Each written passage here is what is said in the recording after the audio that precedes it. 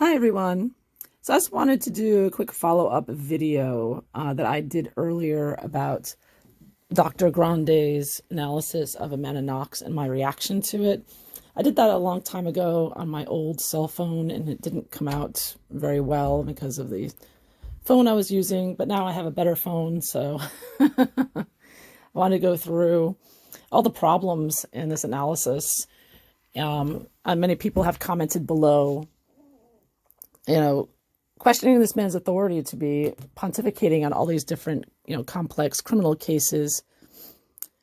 And yeah, I wonder about it myself. He is obviously making a lot of money from this. I mean, just alone on the Amanda Knox analysis, he has 288,000 views.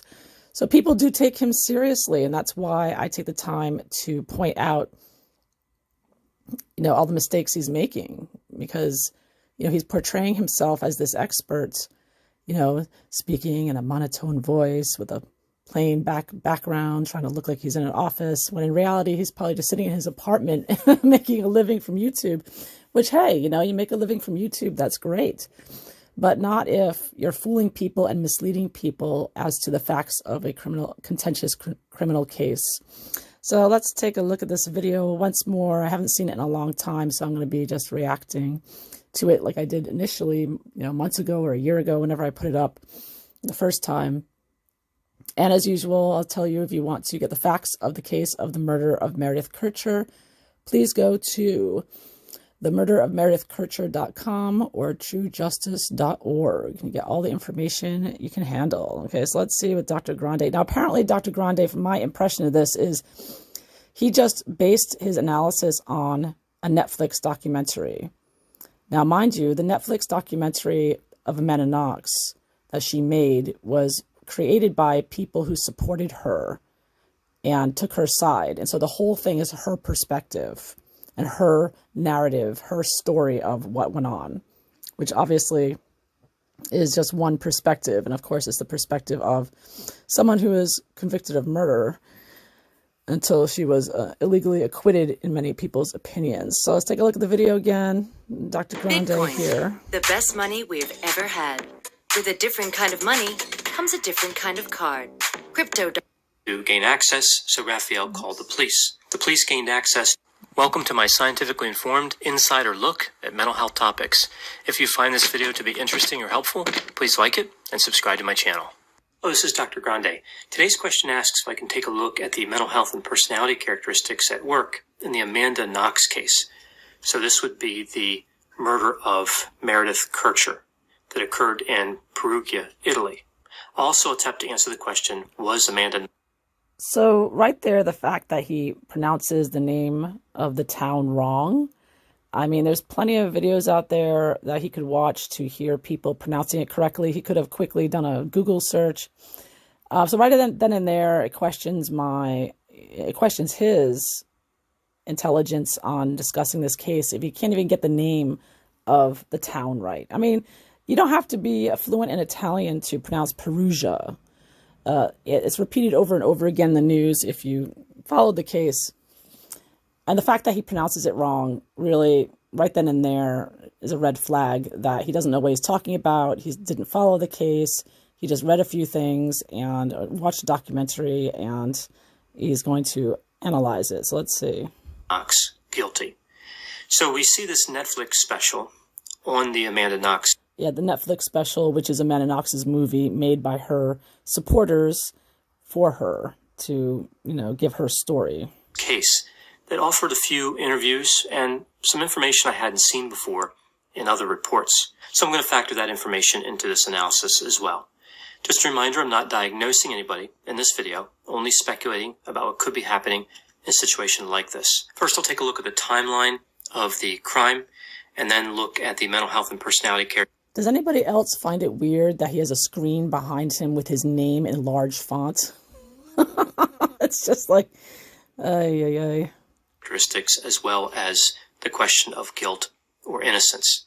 So starting with the timeline. The timeline starts on October 25, 2007.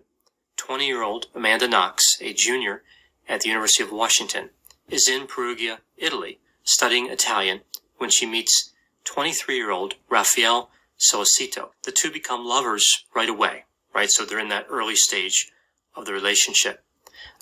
Yeah, that they met, and Amanda asked Raphael, "You have drugs?" He said, "Yeah." They went back to his place and did drugs and had sex. So, of course, Amanda Knox tried to play it up like they were having some romance here. It's like, no, they were just immediately just sleeping with each other. It wasn't very romantic. It's more like drug-addled.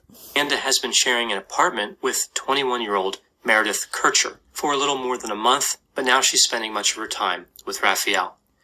Now we move to November 2, 2007. Amanda went back to her apartment after spending the night with Raphael, and she found the door was open. She also found blood in the bathroom and noticed that the toilet had not been flushed. In addition, she couldn't gain access into Meredith Kircher's bedroom. The door was locked, so she became worried about her.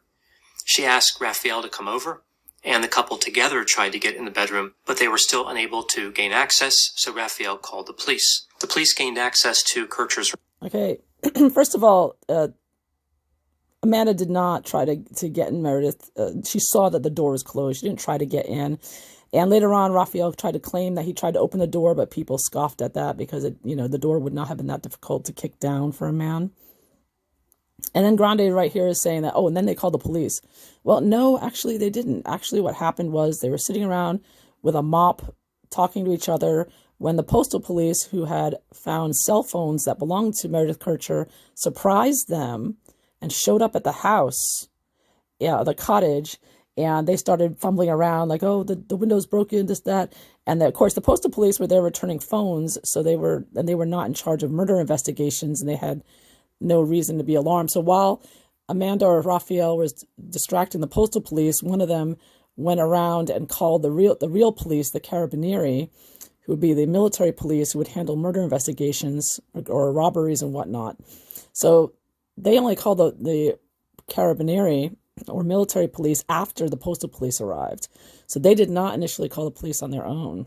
And found that she was dead, an apparent victim of a violent attack involving a knife. She was killed the night before, so November 1. On November 5, 2007, Raphael was questioned by the police, and he gives in to pressure to distance himself from Amanda. He claims that... So that's conjecture there, because he took away Amanda Knox's alibi, because evidence pointed to the fact that they weren't there together for the whole night. Amanda did not come home to his apartment until 1 a.m. on November 2, which would have given her enough time to be involved in the murder. And for many years, up until the end, Raphael Solicito would not back Amanda's alibi. He would not back her up. He said, I don't know where she was. She was gone all night. Yeah, so that was one of the many, changing of their stories. They changed their stories multiple times. Police take the statement from Raphael and start to apply pressure on Amanda so that she will implicate... Well, again, that's subjective. That's Amanda's viewpoint. In reality, they confronted her with the fact that her boyfriend took her alibi away. That's not putting pressure on her. That's stating the fact that you have no alibi for the night of the murder. What do you have to say about that? And what did Amanda say? Patrick did it. Patrick, the bad man. The owner of a bar where she worked. Her employer's name was Patrick Lumumba. As a result of her statement, Patrick was arrested. November 20, 2007. Patrick's alibi is corroborated, and he's released from prison. And by the way, she was under no pressure when she wrote that, because they told her when she admitted to being there. Now, when she blamed Patrick, she claimed she was in the kitchen covering her ears, hearing Meredith scream. So at that point, the police stopped the questioning. It was a questioning there as a person of interest, but that it changed to a suspect. So then they told her, well, you can get a lawyer now. You need to get a lawyer. But if you want to make a voluntary statement, you can do that. But, you don't have to. And she said, no, I want to make a statement. So she got a pen, a piece of paper, and they left her alone. And then she wrote her confession there, blaming Patrick Lumumba and claiming that she saw flashes of red and heard screams and all that. He sues Amanda and eventually wins a settlement of 40,000 euros. November 20. Yeah, so Patrick Lumumba was falsely accused by Amanda. Now, many of the innocence fraudsters will say, well, this false confessions, these police are forcing these kids to confess. Well, that's different from falsely accusing an innocent black man. Okay, you can make the argument that someone scared could be pushed to confess to something, but it never happens that an innocent person would falsely accuse their boss. And she wrote it down and she said it multiple times and she never took it back. For 2 weeks, Patrick Lumumba sat in jail being questioned and abused. And Amanda never said, oh, I made a mistake. I didn't mean him. Never. She wanted him to go down for this.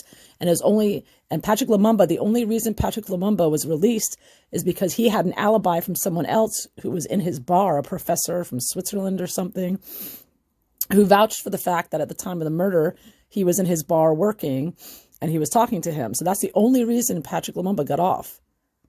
Had he not had somebody else give him an alibi, that, which is difficult because he was a bar owner. He dealt with people, transient people coming and going. He didn't know them personally, but luckily somebody came forward that was there.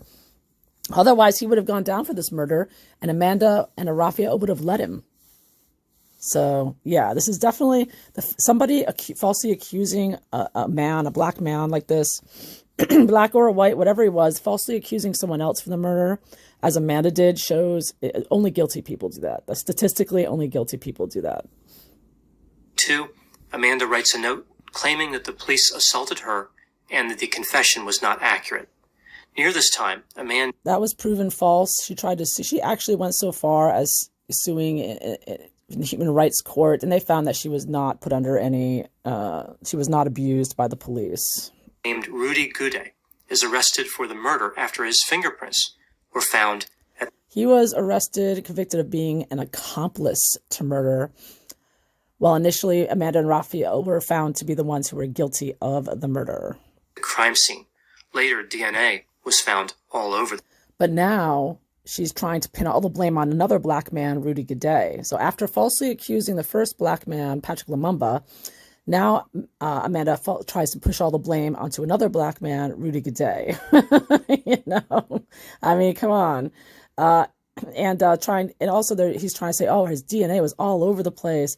Yeah, Amanda's DNA was her blood was mixed with Meredith Kircher's blood in the bathroom. Amanda's DNA was mixed with Meredith Kircher's blood in the room where the break-in occurred. And she also points out that in the room where the break-in, where they tried to make it look like somebody broke in through the window, which was ridiculous because the window was way too high for anyone to just climb into from the ground. There were no marks on the ground or the wall showing anybody, climbing in there. And there was still glass sticking up on the bottom of the window that showed that nobody pulled themselves over on it. And furthermore, even though Rudy Gude's fingerprint was there, along with Amanda's DNA and whatnot, none of Rudy Gude's DNA was found in the break-in room. Only Amanda Knox's DNA with Meredith Kircher's blood was found in the break-in room. Crime scene. He admits he was there and had sex with Kircher, but he said a mystery man committed the crime when he went to the bathroom. No doubt a story he recently... And there was no evidence of him having sex with Meredith Kircher. ...read in a book titled How to Make Up Excuses That No One Would Ever Believe. He also said Amanda was not there when the other man committed the murder. July 11, 2008, Amanda... That's not true. He says Amanda was there and Raphael... See, the thing was he was afraid to... because Raphael his family is allegedly part of a mafia, and he was afraid to point the finger at them. So he basically said a man that looked kind of like, a woman who looked like Amanda and Raphael were there. But for years, he wouldn't outright say it was them. But then recently in an interview, he just gave an interview a couple of years ago. So years after the crime, finally he feels strong enough. And he came out and said it was Amanda and Raphael. So he definitely pointed the finger at Amanda Knox for sure. And this was an Italian interview that I have on my channel. Rudy and Raphael are charged with murder. The prosecution's theory is that Amanda was leading a game involving sex, and she ordered Rudy and Raphael to kill Kircher. September 6, 2008. Rudy... Well, that was a poor translation from Italian and what he was trying to say, that the prosecutor, which is that they were high, they were doing drugs, things got out of control, and etc. There were problems, many problems between Amanda and Meredith living together. Amanda was a pig and didn't flush the toilet and left her vibrator out on the shelf for everyone to see. she shared a bathroom with Meredith, and Meredith didn't like that she didn't flush the toilet, and it was asking her family and friends, how do I handle this? How do I confront this? So there were a lot of problems between them, and Amanda was, obviously she was not taking court. She was not part of an exchange program. She was just, bumming around, taking some courses at a local school for anybody. And she was basically partying and sleeping with different men. Raphael Sollecito was not the only Italian lover. She had a few of them. She was meeting different men and just bopping around and kind of being a wild child. While Meredith was in a college course, she was part of a prestigious Erasmus program at the University of Perugia. So she had a heavy course load, was a serious student, and was working hard. So it was definitely two different extreme lifestyles, and they conflicted with each other, and were not getting along. Requests a fast-track trial. He claimed to be worried that Amanda and Raphael would collude and testify against him. Oh, and one more thing I should mention, the problem between Amanda and Meredith was that there was a guy living downstairs, Giacomo Silenzi, that Amanda really liked, and he didn't like her in the same way. So he liked Meredith, and so Meredith and Giacomo started dating, and that was also part of the reason why there was tension between them. October 28, 2008, Rudy is found guilty of the murder of Meredith Kircher and is sentenced. No, he was found guilty of being an accomplice to murder. 30 years. A few months later, that sentence would be reduced on appeal to 16 years. January 16, 2009, the trial of Amanda and Raphael begins. We see intense media coverage. They tended to really focus on this idea that Amanda was promiscuous. They found this nickname that she was promiscuous, and she was also doing drugs. She used for herself, Foxy Noxy, which had to do with being a good defender in sports that she played. Foxy Noxy was a name she used on her MySpace, and she claimed later it had to do with soccer, but people kind of, whatever, they don't agree. They're trying to make it look innocent, but yeah. It had nothing to do with promiscuity. June 12, 2009, Amanda testifies that the police confused her during the interrogation. Their pressure caused her odd behavior. The police denied. She's so full of it. She's confused. Yeah, that was her whole thing. I'm so confused. I can't remember. I mean, yeah, possibly partly because she was high on drugs, but also because she was just lying and trying to get away from answering anything. Striking her. December 4, 2009. And they didn't strike her. She's claiming that somebody tapped the back of her head, but that she was never hit. She was never stricken. She was not abused. Amanda and Raphael are found guilty on all charges. Amanda is sentenced to 26 years in prison. Raphael is sentenced to 25 years. November 24, 2010, the appeals process starts for Amanda and Raphael. January 22, 2011, the appeals court appoints independent experts to review the DNA. Yeah, the defense got these crooked experts, quote-unquote experts, who tried to tear apart, made up a bunch of lies, trying to claim contamination, which is a common tactic amongst innocent fraudsters to try to get a verdict overturned. So she hired all these, fake experts. I mean, they were experts, but if you look in their backgrounds, they're very sketchy people, and they lie throughout. And they're repeating their lies as if they were truths by Amanda Knox and her followers. Evidence. June 29, the experts conclude that tests that indicated Kircher's DNA was on a knife found at Raphael's residence were unreliable. That's not true. The defense said that. Defense experts, not the prosecutor. There was no contamination ever proven. So again, they're just repeating the defense hired experts. They're not telling you the truth here.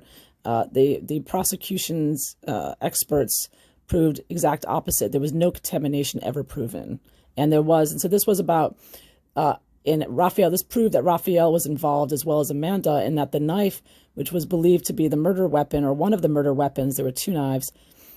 This knife was found in Raphael Sollecito's apartment, washed off, and they tested it and found a little bit of Meredith's DNA by the handle and the knife. So it was proven that was one of the weapons used. So it didn't appear like her DNA was on this knife blade. But it was, and it was found there, no matter what the defense's experts try to claim. Now, Amanda's DNA was shown to be on the knife handle. But again, that knife was not found at the crime scene. September 24. No, it was found in Raphael Sollecito's apartment, which incriminates Raphael. An Italian prosecutor attacks the character of the experts, saying they presented their claims in a hostile way. She requests that the sentence of Amanda and Raphael be increased to life in prison. So we see quite a bit of emotional reasoning in this trial. So now Grande is trying to claim, he knows nothing about this trial. Oh, it's all emotional. What would you know? Did you bother reading the court documents? There was no emotion. It was facts. And it was getting blown out of proportion with Amanda Knox's father hiring Gogarty Marriott, a PR firm, to get in the media. It became emotional, but not in the courtroom. In the courtroom, it was getting a lot of lies being told, obviously, with the defense's hired experts. But I don't believe that the conviction was based on emotion. Absolutely not. There's an overwhelming amount of evidence against Amanda Raphael and Rudy Gaudet. October 3, 2011, the 2009 murder conviction of Amanda and Raphael was overturned. March 26, 2013, the Italian Supreme Court rules that the couple should stand trial again.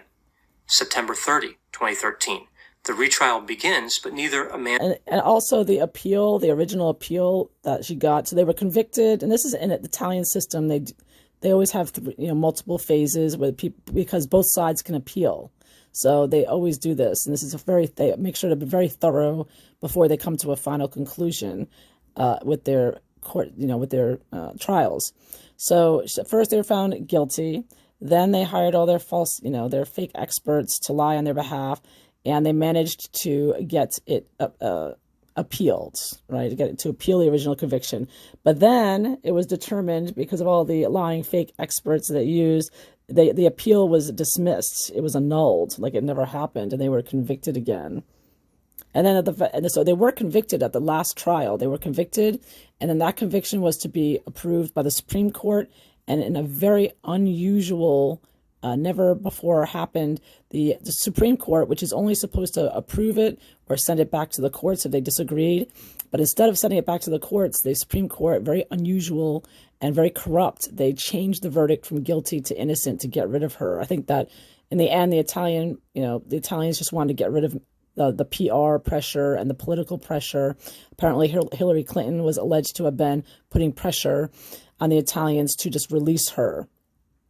And because it was becoming so scandalous, she was such a huge story in the news, it was overwhelming. They just wanted to get rid of her, is believed. But she was found guilty in the end. Nor Raphael are present at that time. Raphael would eventually arrive and testify, while Amanda would send in a letter through her attorney.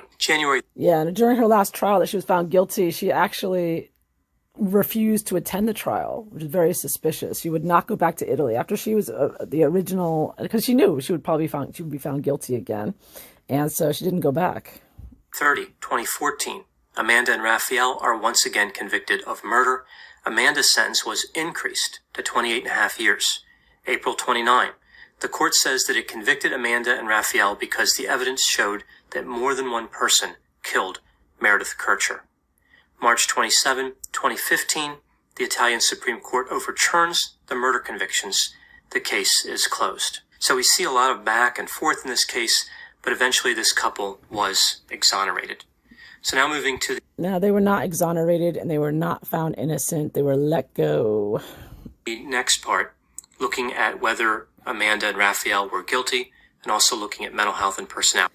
And even if you read the final Supreme Court statement about this, even though they let her go to get rid of her, they said the evidence proved that Amanda Knox was there at the time of the murder, and proof that with her DNA mixed with her blood mixed with Meredith's blood in the sink, that there was proof that there was some kind of fight, and that Amanda washed her hands of Meredith's DNA.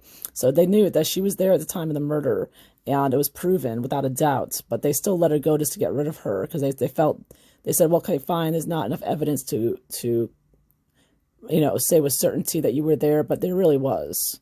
They just, this whole thing was just so blown up with her PR and out of control, so much pressure being put on them. There's overwhelming evidence that Amanda was involved. Factors. There are two main problems in the prosecution's case: the DNA and the failure to think logically. So starting with the DNA. What? Failure to think logically? Oh my God, this guy is such a crock.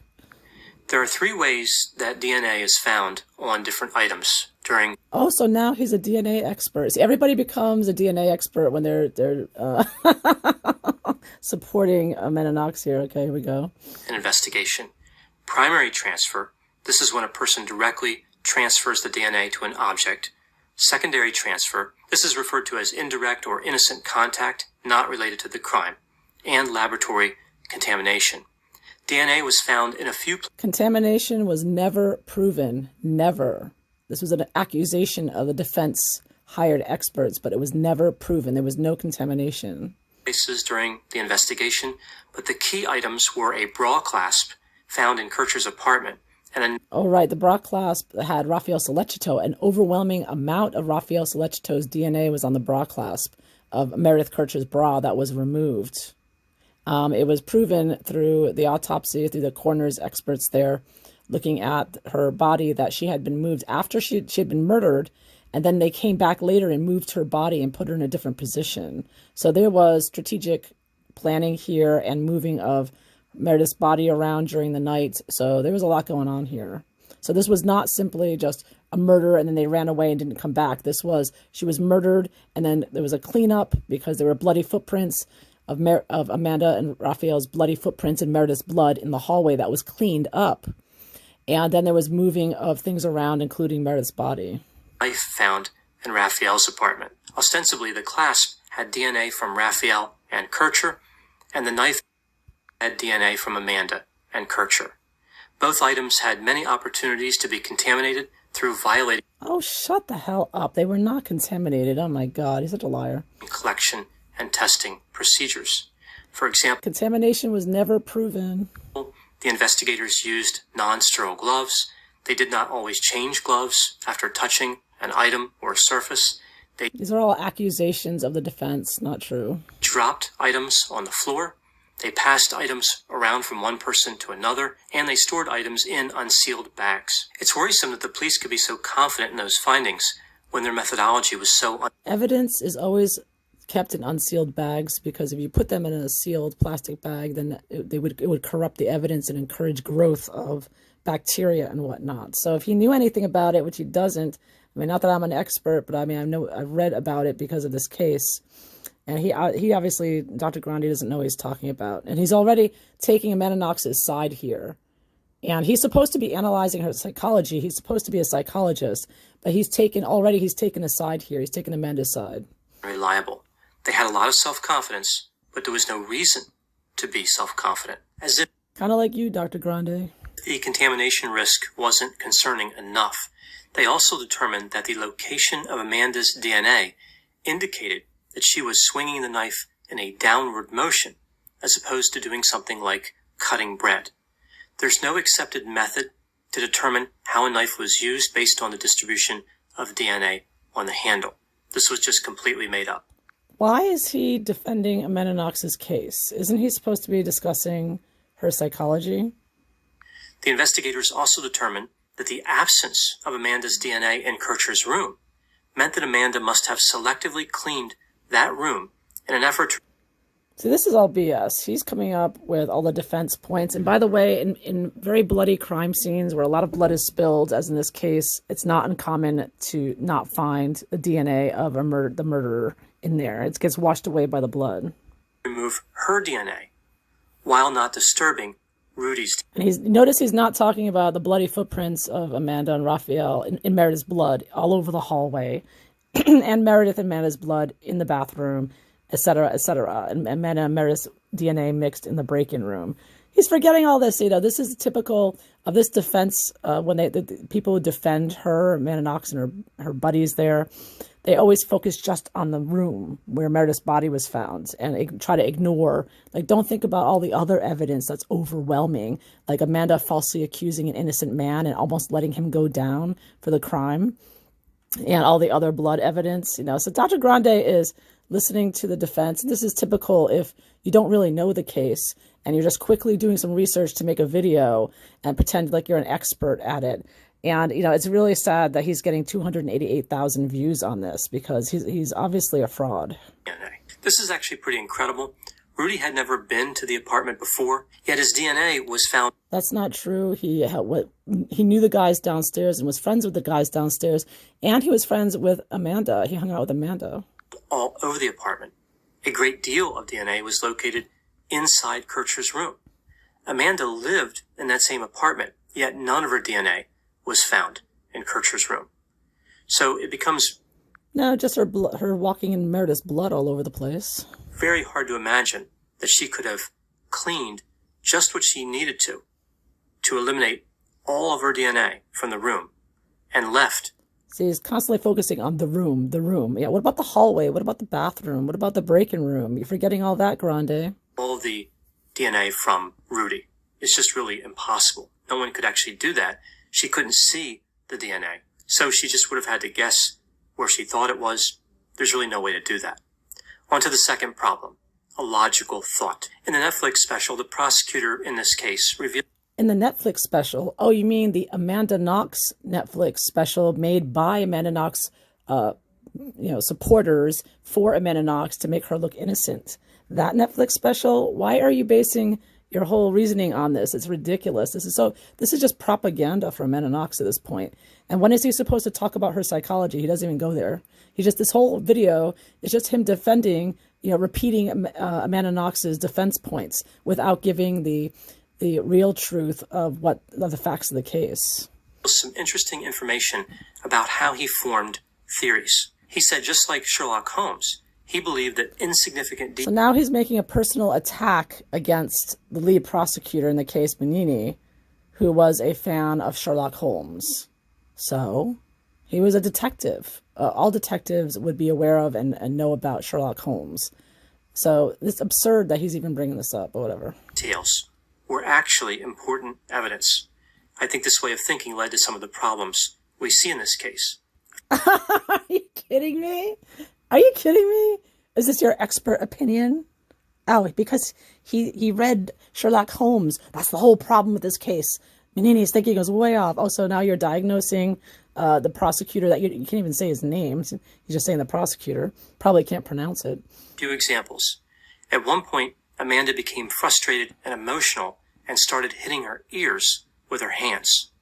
Rather than just being overwhelmed by emotions, the prosecutor concluded that she must have heard Kircher's screams during the murder, and she was hitting her ears to... Well, actually, Amanda did say in her confession letter, if you read it, it's online, she said she covered her ears with her hands to block out Meredith's screams.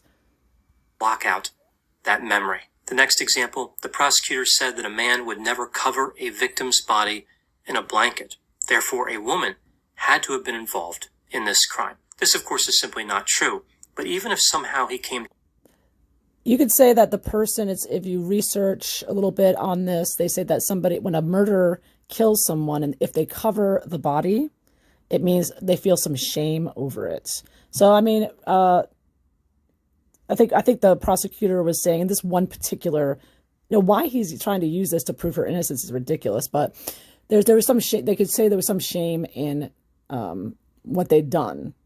They didn't want to see it. They cover it up. They don't want to look at it. Whereas like a serial killer just leaves the body out in all kinds of positions out in the ground.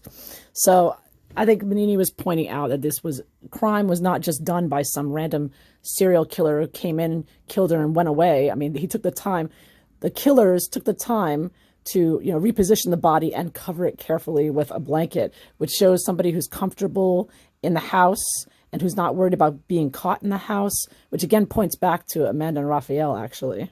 Believe this. Wouldn't it be possible that a man would cover the body in order to throw off the investigation? The next example, on November 2, when the police were initially investigating the murder, Amanda and Raphael were spotted outside the apartment being inappropriately affectionate, as the investigators said.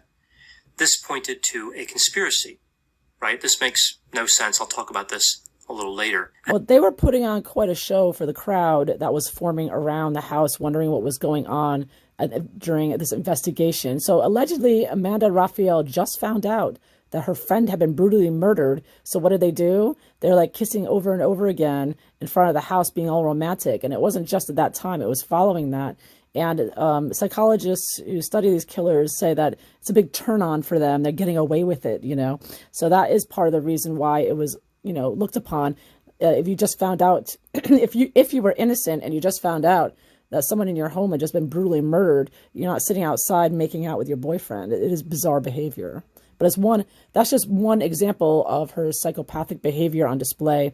But of course, that's not the reason she was found guilty. She was found guilty because of her bloody footprints and her DNA and blood mixed with Meredith Kircher and her lies and her falsely accusing innocent people of murder. The last example, there was a lot of evidence of a break-in, so the prosecutor concluded that the assailants... The break-in was proven to be false. Like I said, it was a setup.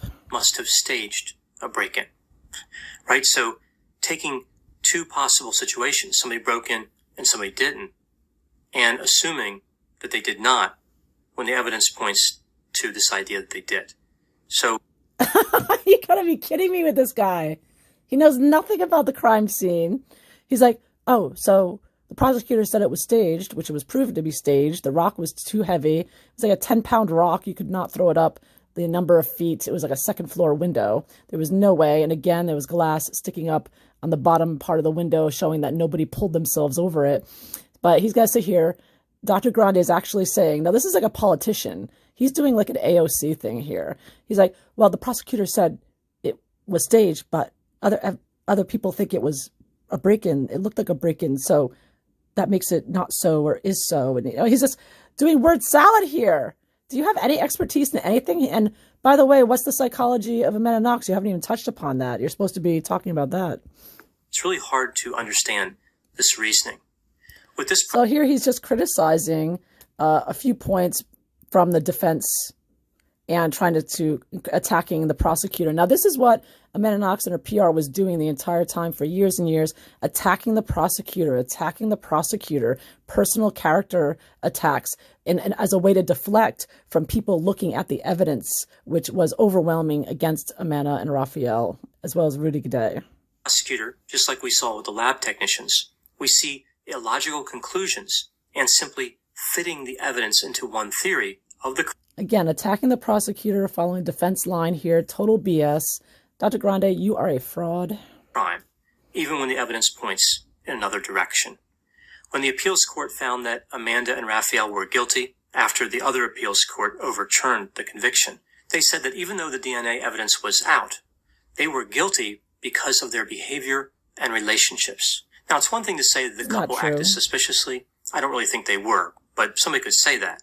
But yes, it's something entirely different to suggest that that behavior equals guilt and a specific crime. No, they didn't say that. They said that the evidence proved the guilt, as well as their again, falsely accusing innocent man and their bizarre behavior. But there's evidence. Evidence proves overwhelmingly they're guilty. It seems pretty clear that Amanda and Raphael were in the early stages of what would be referred to as passionate love, like infatuation. They were doing drugs together and sleeping together the first night they met, 2 hours after meeting. So there was no love here. Stop trying to paint this as a romance. This is the PR narrative that Amanda's pushing with her Netflix documentary, which is not a documentary, her false story. So they're trying to make it seem like, oh, they were so in love and falling in love and holding hands, walking down the cobblestone street. No, that was not it at all. For people of all ages, this brief period of passionate love is like being affected by drugs. I think this explains why they were taking drugs. That's what they were doing together. They were drug addicts getting together and acting wild. They were accused of being inappropriately affectionate. I guess they simply didn't have enough experience standing outside of the scene of a murder to know what the appropriate actions would be. Is this something that many people prepare for? Again, if you just found out, if you were innocent and you just found out that your roommate's body was murdered, you're not sitting outside saying, oh, I'm so horny, let's kiss. Her behavior was bizarre. But again, this is just an example of bizarre behavior. It's not the reason why she was found guilty. She was found guilty on the evidence. But again, this is like sort of distraction here. Distract to the prosecutor, what he said years ago about Sherlock Holmes, and distract to the kissing. He's not touching upon the evidence because obviously he doesn't know it because he hasn't researched it. People expected to stand outside of a murder scene on a regular basis. No one could be prepared. for something like this. Both Amanda and Raphael appear to be high in trust, which led to them being easily manipulated by the police. Oh, bullshit. Oh my God, you do not know what you're talking about. And you haven't done any real analysis here. The only analysis he's trying to claim he's doing is repeating talking points of the defense. There's no psychoanalysis here. There's no psychology. There he is just defending Amanda Knox based on poorly chosen points by a couple of apologists for Amanda Knox. This video is just a big crock. It's a fraud. He doesn't know what he's talking about. It's a propaganda for Amanda Knox here. Totally disgusting. I can't believe that he gets so many views on this. It's a real shame, and he should be exposed as a fraud that he is. And I'm talking about you, Grande. And once Raphael lied, it was much easier for the police to get a false confession out of Amanda. Who said he lied? How do you know he lied? Oh, now who's making false? Who has false logic now, huh? You're assuming he wasn't lying when she said she wasn't there that night? You don't know. One of the things I found most unusual about this case was the theory that Amanda was engaging in some type of game of sex that led to Kircher's death. This, of course, was the story. Again, a poor Italian translation in trying to explain the drug-fueled activities of that evening. But here he's harping on it instead of actually discussing evidence that the prosecution went with. I don't know how they came up with it, but there are a few ways this could have happened. Clearly, the affection demonstrated between Amanda and Raphael struck the prosecution in a particular way. I don't know if they were jealous of the couple because of that passionate love. Are you kidding me? Now he's going to accuse the prosecution of being jealous of Amanda and Raphael in their horny display. First of all, this is why aren't you talking about the evidence? Why aren't you talking about the bloody footprints and the staged break-in and Amanda Knox's blood mixed with Meredith's blood in the bathroom and in the break-in room? Why aren't you discussing that? Why aren't you discussing the fact that Amanda Knox falsely accused an innocent man? I mean, you mentioned it in the beginning, but you're not bringing it up now. You're only taking her defense points and trying to blame things on the prosecutor. So why don't you look at the criminals who caused this murder? This is like such BS. It's unbelievable. Maybe they thought that if a couple is in love, they must have a desire to kill. And this made me think of the work of... So now Grande is saying that the prosecutor must be thinking that if they're a couple in love, they must have a desire to kill. Yeah, what are you basing that on, Grande? This is insane. This guy is crazy. Freud. He had a theory about life and death instincts that seems to align with what the prosecution may have been thinking. The two instincts are referred to as the eros and the thanatos. The idea with... Why is he analyzing the prosecutor's thinking? Are you supposed to be talking about murder suspects and a murder? Why is everything being shifted onto the prosecutor? Oh, because that's what the defense did. And obviously with their PR, this is what they did. And now Grande is doing the same thing. It's like they're shifting all of the burden of proof on the prosecutor. It's like, why not shifting that onto the murder suspects and the evidence? But that'd be too much work, right? It's much easier to point the finger at an innocent man who's doing his job. You know, that prosecutor, look how he's thinking. Oh my goodness, he was just jealous of Amanda and Raphael, obviously, because they're so in love. Oh, God. The eros is that all people fall in love. They procreate and they build relationships. But that loses meaning without opposition. And this is where we see thanatos. It pushes people toward aggression and death. A strong manifestation of the eros, like we see with Amanda and Raphael, would mean an equally strong manifestation of the thanatos, essentially suggesting that when people are in love, they are extremely dangerous, which of course isn't true, but this is what we see with this theory. The idea is that the eros comes from the outside. It's one person's interest in another that leads to the continuation of life, whereas thanatos is internal. Every life form has it, regardless of its connectivity to other life forms. This is a very extreme way to view drive, love, and romance. It doesn't leave any room in the middle for normal mood. What may have happened here is that the prosecution saw Amanda and Raphael in these terms, in this fanciful, dramatic representation of a battle between life and death, while forgetting that there was probably an ordinary explanation for their behavior. This is interesting, but not in the way that he's presenting it. Because as I mentioned earlier, There was a boy downstairs who lived downstairs. I call him a boy. It was a young man, Giacomo Silenzi. He played the guitar. He was very handsome. All the girls liked him. And Amanda was in love with him. Amanda took guitar lessons from him. This is before she met Raphael. And she wanted to date him. She wanted him to be her boyfriend, Giacomo. But Giacomo liked Meredith. And he and Meredith hit it off and started dating. And Amanda was very jealous over this. So it's interesting that you bring it up. This is part of the story for sure. But it's not in the way he's trying to describe it as the prosecutor being jealous. In fact, Amanda Knox was very jealous that Meredith dated Giacomo and that he was her boyfriend. So that did cause a lot of tension on top of everything else going on. What's the takeaway here? Psychoanalytic theory is interesting, but good investigators need to pay more attention to something like...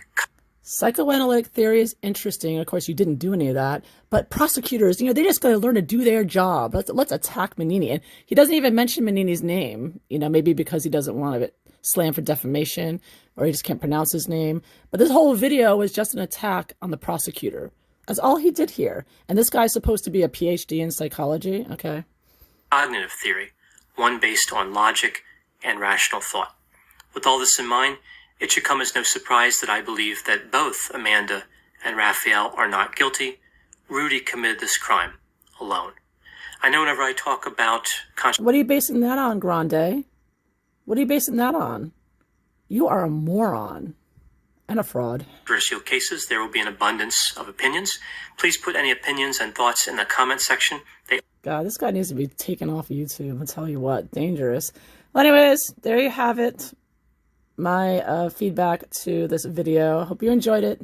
Thanks for watching. Bye.